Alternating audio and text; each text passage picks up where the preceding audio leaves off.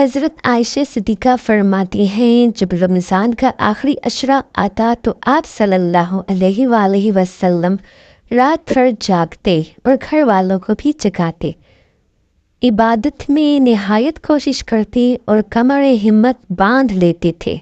सुबहान अल्लाह, माशाअल्लाह।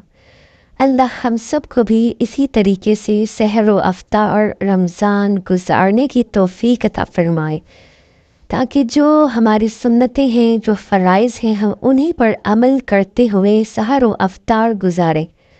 दुनियावी कामों में, दुनियावी चीज़ों में पढ़ने की बजाय ज़्यादा से ज़्यादा ज़िक्र व अस्कार इबादत में अपना टाइम गुजारें।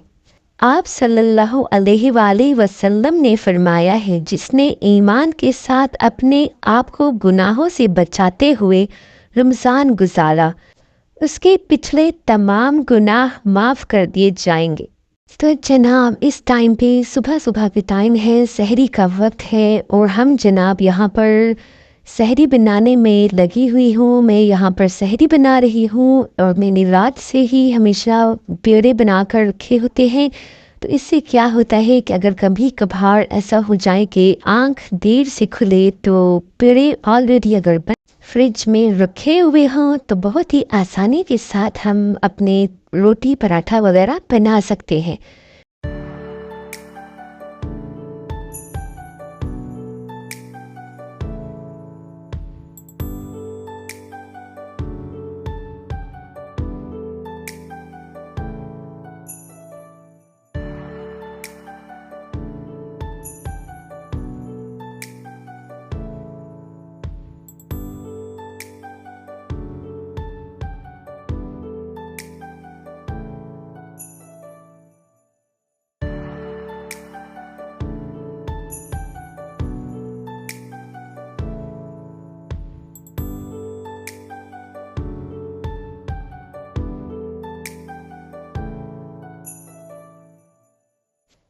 सहरियाँ तो वो हमारे बचपन की होती थीं। माएँ बच्चों को उठाती ही नहीं थीं कि भाई रोज़ा ना रखो, छोटे हैं अभी आप लोग। लेकिन हम होते थे, बच्चे होते थे कि बस कहते थे कि जैसे ही बर्तनों की आवाज़ आए और हम जाग जाते थे, आकर खाना खाने के लिए बैठ जाते थे कि किसी तरीके से सहरी कर लें और रोज़ा हो जाए हमारा।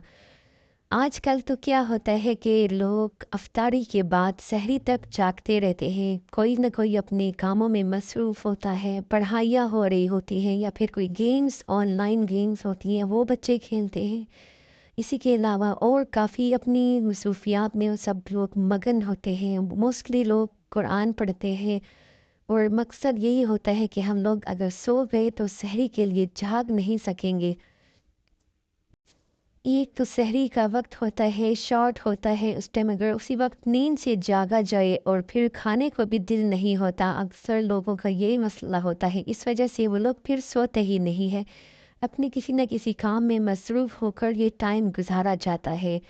लेकिन फिर अगर सो कर ना उठा जाए तो अक्सर कहा जाता है कि तहज्जुद के नवाफिल नहीं पढ़ सकते। मैं तो इसी वजह से थोड़ा सा सो जाती हूँ और फिर उठकर नफल पढ़ के फिर सहरी की तैयारी स्टार्ट करती हूँ, ताकि नवाफिल पढ़ सकें। तहज्जुद का इतना प्यारा टाइम होता है जो हमें इसी रमज़ान में ज़्यादा रेगुलर मैसर आता है। आम नॉर्मल डेज़ में तो हम लोग दूसरे महीनों में, यानी हम इतना रेगुलरली तहज्जुद के वक्त उठना थोड़ा वो हो जाता है मुश्किल। लेकिन अल्लाह हमें नसीब करे सहरियाँ भी, अफ्तारियाँ भी और तहज्जुद में जाकर इबादत करना भी हमें नसीब करे और अल्लाह हमारी इबादत कबूल करे।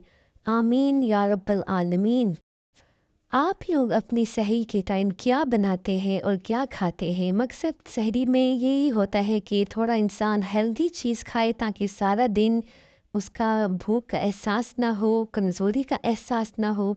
इसी वजह से डाइटिशियंस जो होते हैं, जो फूड एक्सपर्ट्स होते हैं, वो यही कहते हैं कि ऐसी चीज़ें खाएं जिससे हेल्दी हेल्दी भी फील हो और भूख का भी एहसास ना हो, सारा दिन अच्छा गुजरे, बाकी कामों की तरफ इंसान कमज़ोरी फ़ील ना करे, ताकि आराम से हम दिन भर के सारे काम अंजाम दे सके।